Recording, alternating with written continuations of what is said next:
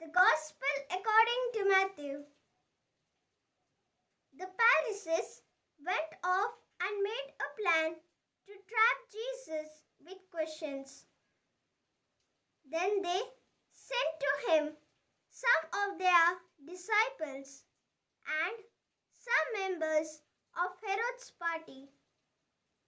"Teacher," they said, "we know that you tell the truth. You teach the truth about God's will for man, without worrying about what people think, because you pay no attention to a man's status. Tell us then, what do you think? Is it against our law to pay taxes to the Roman emperor or not?"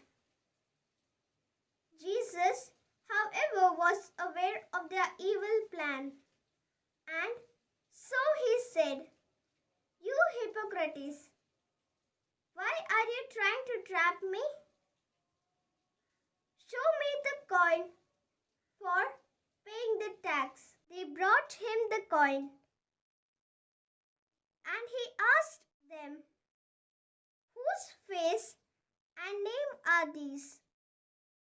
"The emperor's," they answered.